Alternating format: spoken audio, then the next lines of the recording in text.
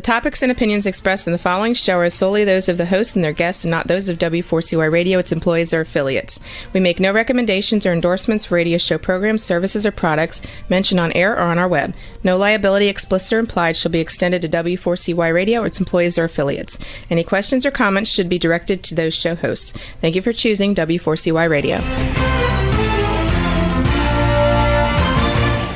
Welcome to the Ask the Expert show on W4CY Radio and Talk4 TV, where we bring you educational information from top local experts in the fields of legal, health, financial, and home improvement. Now sit back and listen to experts in family law, association law, hearing loss, business brokers, home care, along with many other topics. Now here are your hosts, Steve-O and Sophia. Good morning, Tampa. I hope it's as beautiful in Tampa today as it is here in Southeast Florida. Hey, good morning. Welcome to another Ask the Expert show where we bring you the top experts in the field of legal, health, financial, and home improvement. Our expert this morning has been with us for several years now. She always is the last Monday of the month, which makes it really easy to keep up with her. And today is kind of I haven't even told her this yet, but I thought about her this week. And the reason why is I've had several friends pass away that were young. When I say young, they were in their 50s. And the furthest thing from anyone's mind is them passing away. They weren't even sick. That was what was so strange. And what leads me up to this is you never know when your last day on earth is. And you have got to make plans. And there's no better way than attorney Debbie Baker. Good morning, attorney. Oh my gosh, it's formal this month. Good morning, Steve. I didn't mean to start the show off. I'm teasing. I'm teasing. Well, that's quite an intro about your friends. Yeah, I thought about you this past week because, you know, we all think we're indispensable. I mean, nothing's ever going to happen to us. But when you're in your 50s, you really don't think anything is going to happen health-wise. No. And you end up, I don't know if they had any kind of estate planning or not, but I think, and I'm not going to get political, but I have my reasons why I think that they are no longer with us. But I'm trying to make the point not to wait. Pick up that phone, call attorney Baker, go sit down with her and make sure that not only that you've done estate planning, but it's been done right. Would you not agree, Debbie? Well, I agree that it needs to be done and done right. Whether they have to sit down with me or not is, that would be really interesting. But anyway, I definitely agree that it's easy to think we're invulnerable. It's easy to think it'll never happen to us, whatever that means. Car accidents, motorcycle accidents. It just never occurs. Whether we're at the cause of it or we're at the effect of it, it generally doesn't call. I had a call this morning from somebody who I don't know how old she is, but she's having brain surgery in 2.5 weeks. And it occurred to her that maybe she needs to put something in place, just for now, so people can take care of her now. And then, heaven forbid, God forbid, that she doesn't come out of the brain surgery, or she doesn't come out of it well. And I really do appreciate it. It's hard for people to get their minds around that it might happen to them. And it's really easy to avoid until they run into a situation like you just described with you, Steve. Now, you told me months ago that you and Sophia have everything in place. But the kind of thing is that this is that situation that you just had is also the kind of thing that wakes people up and say, oh my gosh, I can't believe that happened to Joe. I just saw him yesterday. Right. And he ran a marathon last month, and now he's not here. Maybe it's time to put things on paper. So, yeah, yep. And we've talked about this before too. I had somebody I met recently who's got older children, meaning teenagers over the age of 18, and I said, your teenager needs something, and why? I said, well, now that they're 18, you can't do anything for them anymore. And that doesn't drive fathers nearly as crazy as it drives mothers that stereotypically can't do anything. So yeah, that's really sad. And years ago, I heard a guy talk about life insurance, and I still don't understand life insurance. But I remember him telling the story of he'd been at he was a top producer in the industry, and he'd been at a conference, and somebody talked about the fact that they had been a board member somewhere and had felt out of discomfort not to ask everybody on the board if they had their life insurance in place. And then one of their members died, leaving two young children, and the board raised enough to pay for a funeral, but there was nobody delivering a check. And he never left anywhere ever again without asking people if they were covered. And I've taken that. I ask everybody, do you have a plan? And some people say yes, some people say no. The people who say no, I said, listen, it doesn't matter if you work with me. It matters that you work with somebody and get it done, because you leave your family in a horrible situation, which you would not choose to leave them in. It's hard enough to grieve, but don't make it harder by not having directions. We had I hope all your friends had it in place. Yeah, I think about, and we've talked about this, as wealthy as Prince was, and he had all these advisors around him, didn't even have a simple will. Well, people do think, my estate can handle it. There are people with probably substantial means who think, well, my estate can pay for it, which is true.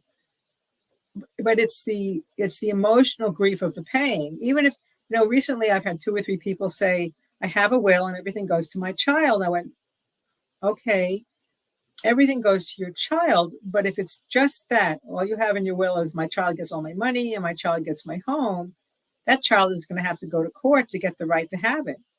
Well, he's my only child. I said, I understand what you're saying. I'm just saying that it's not like it's not a simple handoff.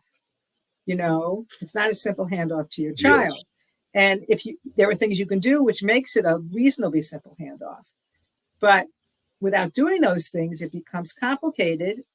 And I met a couple last week who were witnesses for a friend of mine, and they have things in place. And I said, well, what's with your house? Well, our son will get the house when we die. I said, well, again, not easily. And they said, well, when we did our original documents, why don't people tell us those things? I said, I have no answer for that. I really have no answer for that. Right. I've met people who financial planners did not say they had to name beneficiaries or have allowed them to name minor children as beneficiaries. I can't answer those questions.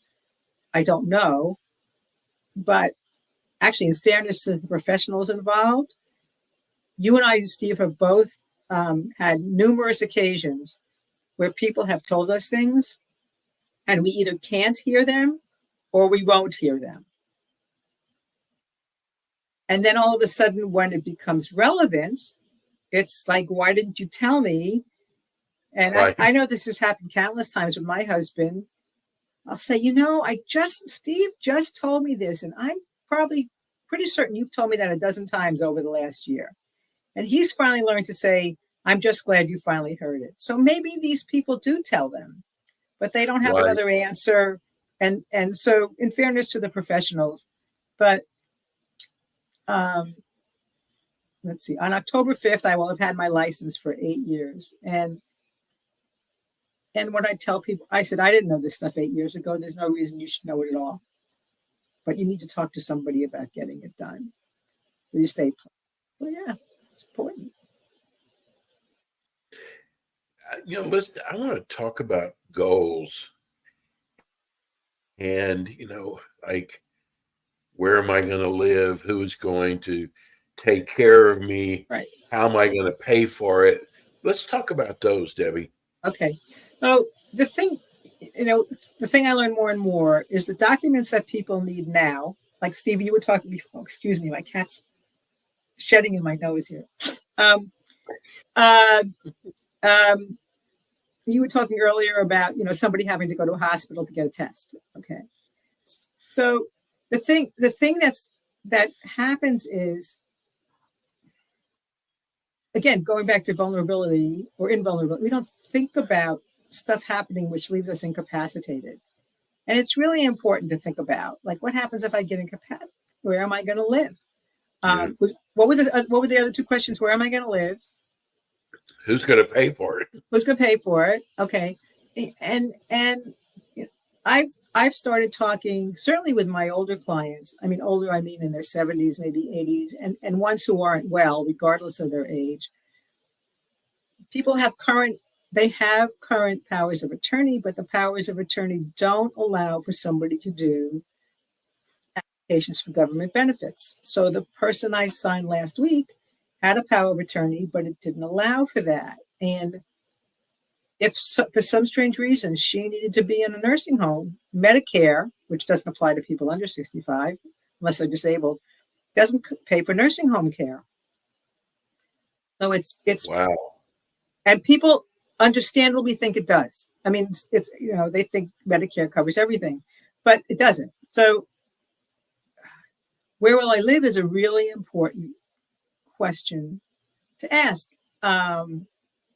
Not one for somebody in their 20s. I mean, they could ask it if they weren't already disabled. Why would they? But as people get older, it's something to consider. And who'll pay for it is another thing. I mean, what I've learned recently in terms of looking at some elder law planning is being prepared to apply for Medicaid for government benefits is not about taking a handout. It's about preserving your assets. So let's say that, with you and Sophia, something happened where, you needed some kind of extraordinary care.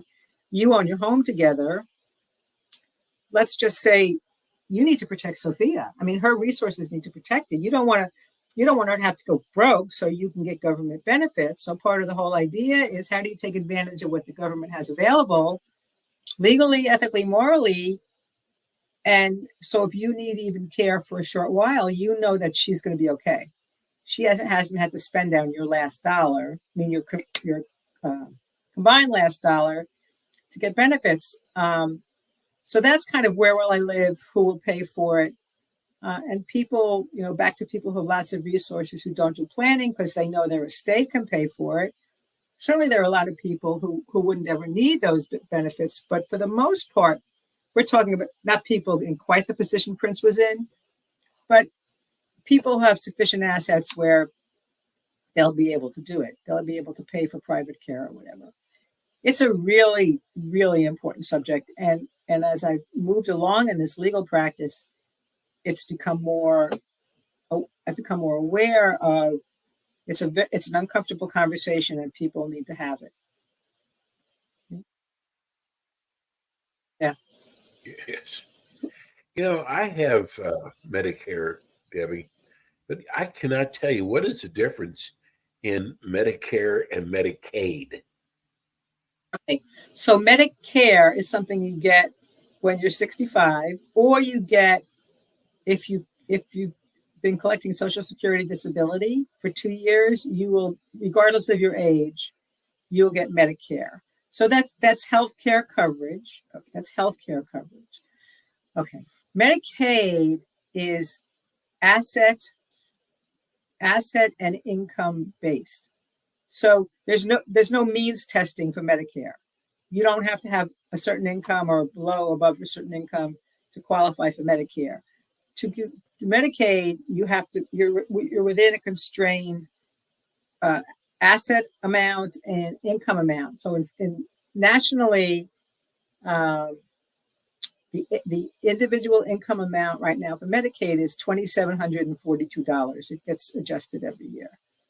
That's income. So people have to look at if you're getting required minimum distributions, if you're getting a pension, if you're, and you're earning more than that, then you have to get under that to qualify for Medicaid. Assets, you can't have more than $2,000 in assets. Well, lots of people keep more than $2,000 in a checking account. So it's a very different. You don't have to plan for Medicare. You're going to get Medicare. So if you reach age 65, you're going to get it. If you need Medicaid, so government supports what you already have to get benefits, nursing home, skilled nursing home, long-term care, then that becomes a very different conversation. So there's a big difference between the two. Big difference between the two. And because again, if you get to be 65, you're 65 in. You get your Medicare. Medicaid, not so much. Do you pay for Medicaid? Well, your taxes pay for Medicaid, certainly, but not no. It's not like if you get you get your Social Security distribution and it shows that this as much has been taken out for your Part A, Part B, or whatever. Nothing like that. Medicaid certainly is supported by tax revenue, but it's not. You have no direct more. There's no more direct payment by you into that system, and it differs by state. It's income. I think the asset is 50 states, but the income is different per state. So, Florida has chosen in certain situations not to expand Medicaid. Other states have chosen to expand Medicaid, like for access to children. There are a lot of children who get Medicaid because their parents don't earn enough and they need medical care. Debbie, I always have wanted to, and we still have we have Yes. over 5 minutes, but I still always at the end of the show want to really give you kudos. And it's always because I get so interested in how you explain everything. But I'm going to do this today, so I make sure I do this. My Sophia always tells me that she wished she would have become an attorney. And, it's so late in life now that she'll never fulfill that wish. But you did that. You haven't had her call me. Yeah, I did that. Yeah. You did that, Debbie. And and you're not, she's much older than you are, but I'm just saying, you decided somewhat in midlife to become an attorney, and you did it. I did. Do you ever pinch yourself? No, because I've said this before. See, I think if it hadn't been a walk of faith, I'd probably pinch myself all the time. But it was God said go to law school. So and then once I figured out that it could happen, I just did it. But I always think it's interesting for people to say they're too old or it's too late or whatever. I wish I would have. And I wish I would have and people said that to me. I said, well, just go. Well, stop.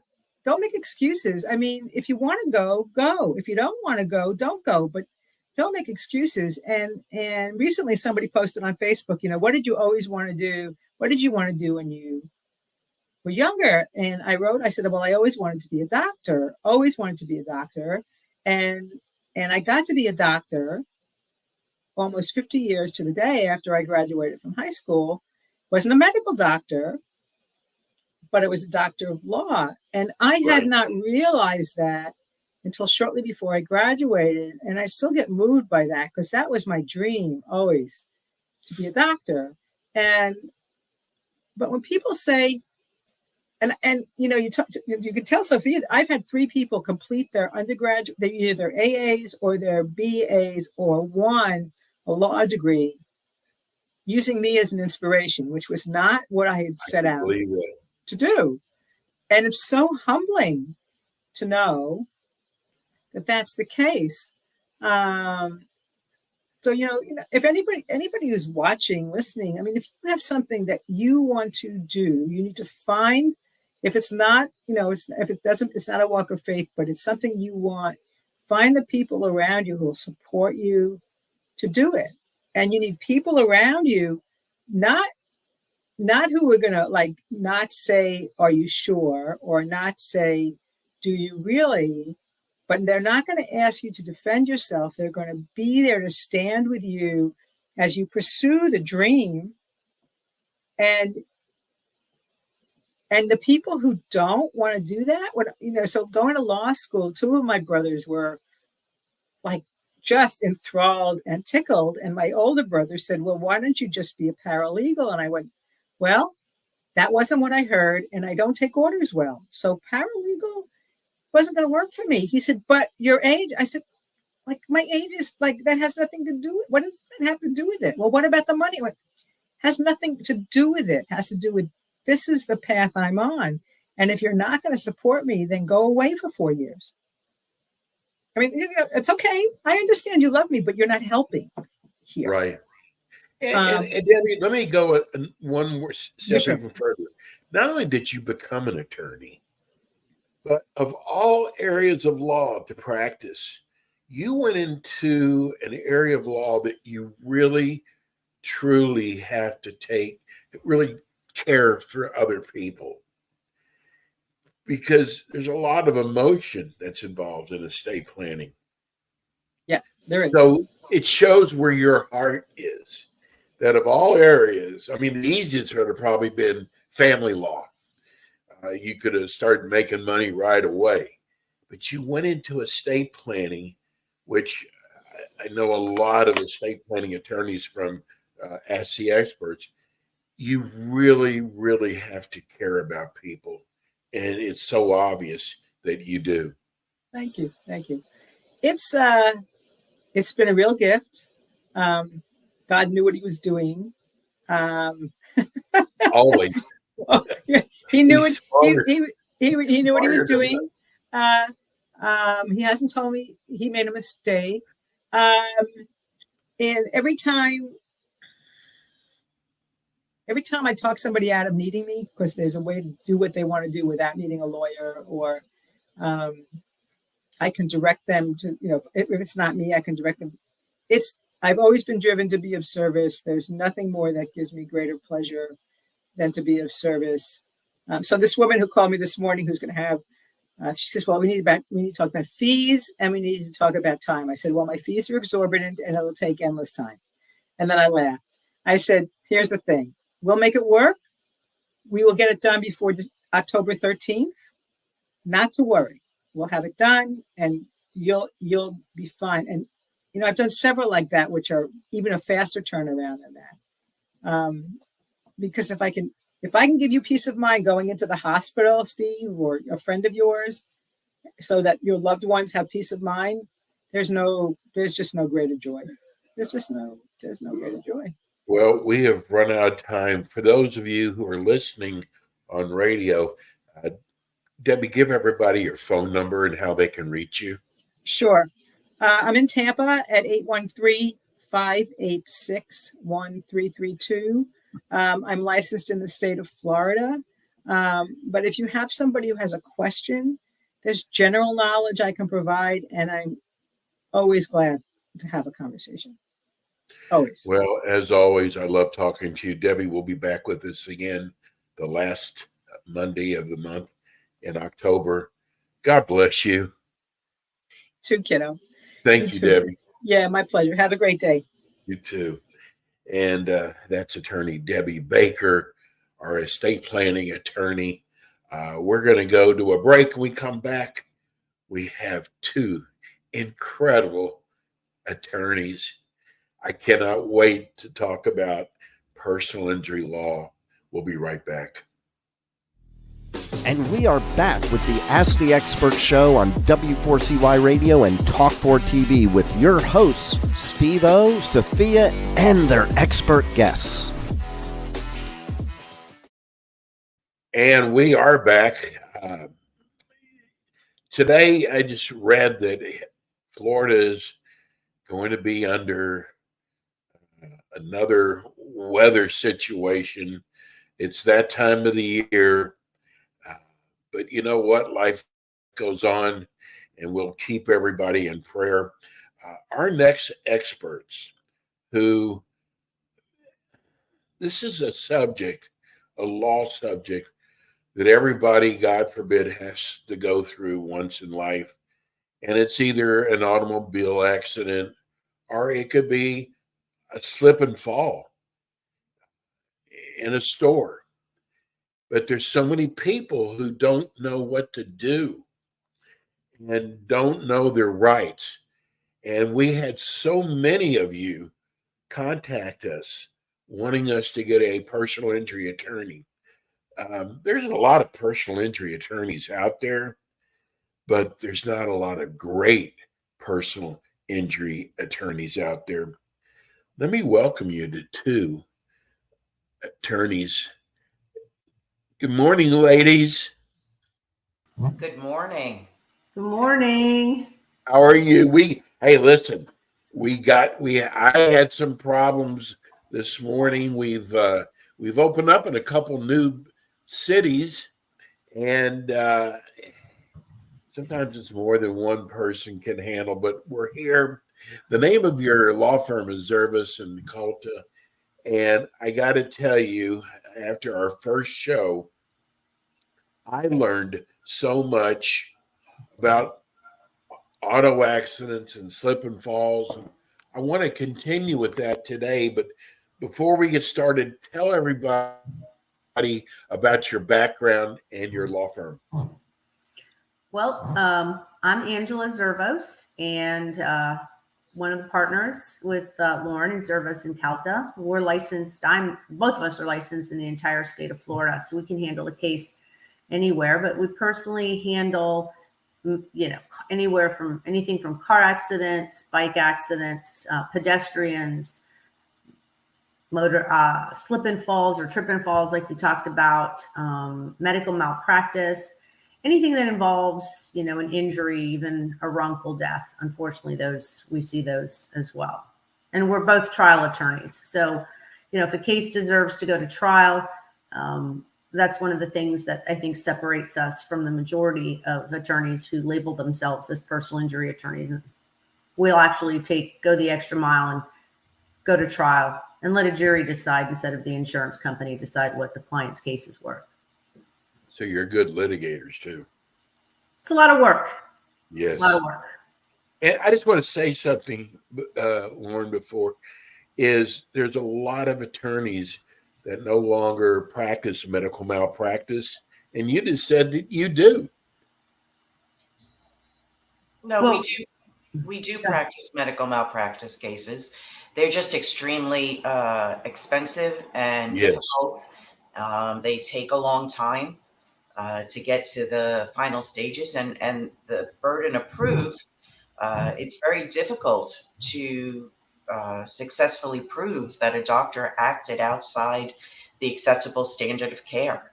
Before you can get to court, you need an affidavit from an expert in a like field. So if it was a general surgeon or orthopedic or an obstetrician, you would need an expert in that particular field to say that what this doctor did was wrong and below the acceptable standards of care. Tell us also about your background, Lauren. Licensed throughout the state of Florida, also licensed in New York, former prosecutor from Brooklyn, New York, came to Florida and have been doing personal injury work ever since 1995. And I was lucky enough to meet up with Angela in 2014, and we opened up our own firm in 2017, and I couldn't be any prouder. Wow, nice partner. I want to start off today because, sometimes we've taken for granted that people know that if they get injured, how an attorney charges, but a lot of people don't. And I want to start off with that today because for the life of me, I cannot understand why someone would not hire an attorney when they're in an auto accident or a slip and fall or whatever. Tell people how you charge or how you don't charge. I'll take that one. We all personal injury attorneys in the state of Florida are governed by the Florida Bar Rules and the Florida Supreme Court guidelines. And those guidelines basically say we're the only area of law that cannot charge by the hour for a personal injury case, that we must charge a contingency fee, which means we get paid if the client gets paid. So it's a contingent process. So a lot of people that don't know that think, well, I can't afford to go into an attorney's office. I can't afford to pay for one. How am I going to deal with this? Our consultations are free.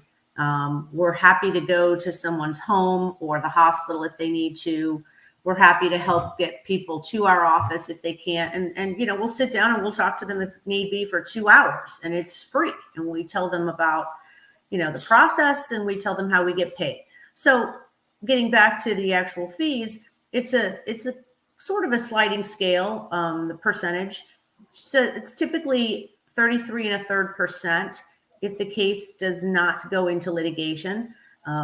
Once the case goes into litigation, and that doesn't happen all the time, a lot of cases will settle. But if it goes into the litigation process, meaning there's a court case, then the fee goes to 40%, and that's contingent as well.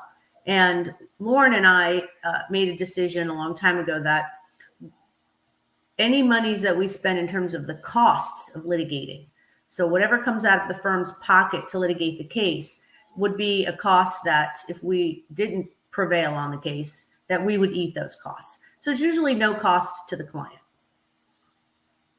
I got to tell people, we're here in, I guess, considered Central Florida. I'm in Southeast Florida. There is a large firm down here that I laugh every time I see their commercial. They act like they're doing you a favor by handling your case on a contingency basis, when that's how the state says you have to charge. They're not doing anything any different than any other attorney does. That doesn't set them apart. You're right, Steve. You're right. I mean, it's just they count on the general public not knowing the difference, so they think they're getting a bargain, but it's the law. Yes. They're not offering anything else. Since you started with us and we gave them your phone number, we've been getting calls that people are, I don't know if it's a scam that's going on, but they're doing a lot of advertising that they can get you more money than any other law firm in the country. And they're even showing checks. I don't know if you've seen these or not. I've seen them on Facebook and on Twitter. And I don't think that's the way to go about hiring an attorney, is it? I would have to say no. I would have to say no. There's a lot of different factors that go into the recovery of a case. If you're looking for an attorney, you want to look at the experience the attorney has, whether or not they step foot in the courtroom. Are they willing to litigate your case? Do they send the case out? How long have they been doing personal injury? If you're doing it correctly, personal injury is more than just hanging out a shingle and saying, you're in an accident, call me. There's Yes. a lot of work that goes involved. Angela and I read every single medical record that comes in on every single one of our clients. It's not handed off to a paralegal or a legal assistant. And it's because we do that we know what they're complaining of. We know how they're suffering, and we're able to better present it to the insurance companies. Yeah, the insurance company is not your friend, are they? They definitely are not your friend. I mean, they definitely have no, I'll give you an example. Recently in Florida, in March of this year, Florida legislature decided to engage in a massive overhaul in tort reform, meaning they wanted to just redo personal injury. And they did it in such a way, and it passed so quickly that it was pretty much mind-blowing for anybody who practices personal injury. So they have afforded, the new laws have afforded so much more protections to the insurance companies as of March 24th. The governor signed the new law within 24 hours of the vote in the legislature. And he didn't even wait to make it, go into effect in July. He basically said, up, new law right now, because he's so pro insurance company. And now we have this situation where a lot of the lawyers have not read the new bill in detail. And one of the big factors, or the motivation for the legislature passing the new law, was that, we're going to be able to reduce your insurance premiums now. Insurance premiums have gone through the roof because of all these lawsuits and all of these injury claims. And in fact, the exact opposite happened. We've seen, I can't even tell you how many of our clients call and say, my premiums went up. It was the exact opposite. So now they're going to, have more ammunition to battle truly injured victims, and they're raising the premiums. So, it's my opinion, and I don't know, perhaps speak for Lauren, but it's our opinion, I think, that was just a farce, because nothing's changed. The premiums did not go down, and they went up, in fact. So Surprise. It was a devastating blow to personal injury in the state of Florida. And I will tell you that I think that in the coming year, when the newer cases are brought to some sort of a resolution, whether it's in trial or not, you're going to see a lot of personal injury attorneys that aren't going to make it, because, wow. Well, and I say that because the new law makes it such that there's so many new loopholes that we have to jump through on behalf of our clients, and so many hurdles that we have to overcome, that we're going to have to just take a lot more cases actually in front of a jury. And so I think that the 90% or so that don't go to trial are going to find themselves, being bullied by the insurance companies with minimal offers. And because they're not going to know how to try a case, they're not going to make it. Why didn't I'm not trying to get political, but why didn't as big as the trial attorneys are, why didn't they try to fight this? Oh, we did. We did. Okay. I can't tell you the hundreds of thousands of dollars that went into trying to fight it, the number of attorneys and their clients, their injured clients, that went up to the steps and spoke before the legislature, trying to convince them not to do this. But, there's an old saying, Steve, money talks, right? Yeah. What we're trying to accomplish here, there's people who've never been in an auto accident, and they get in an accident for the first time, and they don't know what to do. And by having a firm like yours, levels the playing field, because these insurance companies have a lot of money behind them, and their job is to pay out the least amount of money. And I got to tell you, and I just know from experience, not to try to handle this yourself. I mean, you can come in and make an appointment with your firm. You don't have to write a check, and you're going to be able to tell them if they really do have a case or not. You've been doing this. I like your firm because you mainly do personal injury only. And I love that about your firm. And we talked about this last show, but you want to make the field level, though. I always think that it's best for anybody who gets into an accident and they're unfamiliar with the process, that they reach out to an attorney, because most of us, if not all of us, will offer a free consultation. And so there's no harm in coming and sitting down or doing a phone conference, or even now, with the Zoom that we've got, where you could do it from your home. You sit down, you talk to us, let us tell you what your rights are so that you know what you're not giving up. Let us tell you what you can and cannot pursue a claim for. And Lauren and I, being very family oriented people, both grandmothers, Yeah, family comes first with us. We have been in many a situation where we've had a prospective client come to us with catastrophic injuries. I mean, just huge. And unfortunately, because Florida doesn't make liability coverage mandatory, you don't have to have it in Florida. Some people are not able to pursue anything, even with catastrophic injuries. But, you know, there have been so many times that Lauren and I have met with people and we've signed them up and we found out that there's minimal insurance coverage, a $10,000 policy or a $20,000 policy. And our client is so severely injured that our conscience won't even let us take a fee. We'll just help them. It will help them get the process going. We'll help them settle the case and give them all of the money. Right. You know, I mean, those situations happen. And I think that I know personally that I'm proud that Lauren and I do that, because I think that's how we would want to be treated in a situation like that. There's no reason for a catastrophic injury case to come into the office doors and we settle it with a phone call and take a third of that.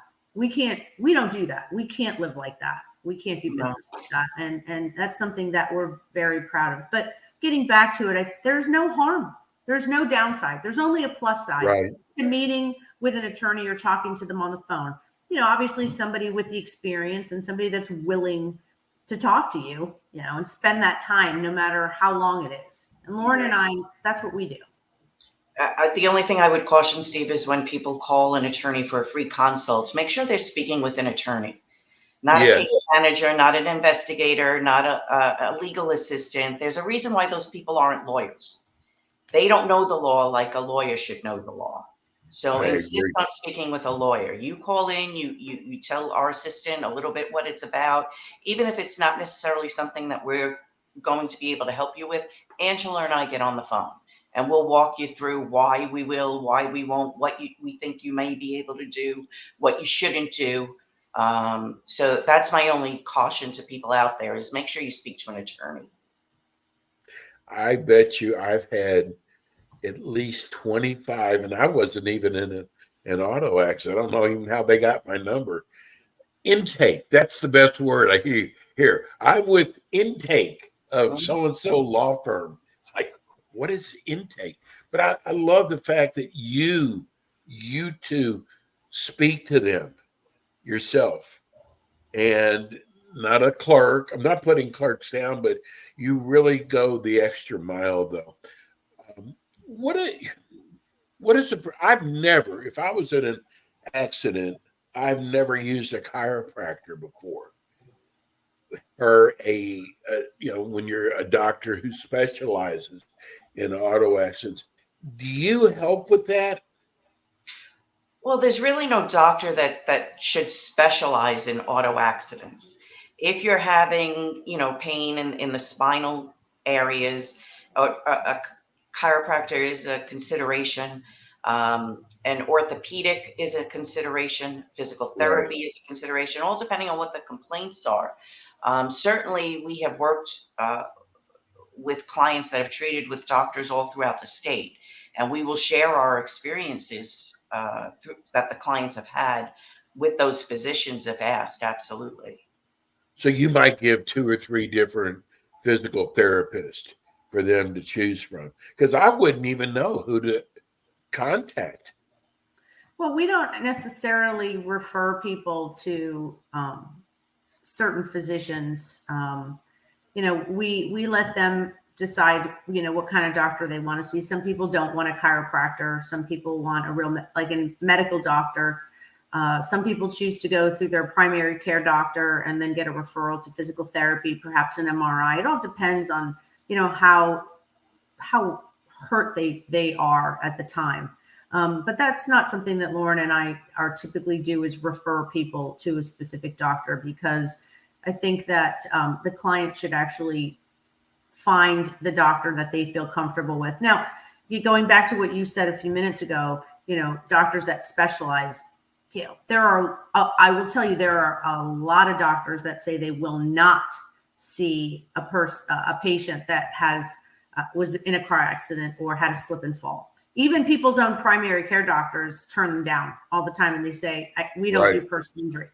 It's kind of mind-blowing because they took an oath, a Hippocratic oath that to do no harm. And if that's your primary care and you have an HMO insurance, you have to go through your primary care to get referred out for something, but they can't even get through the door.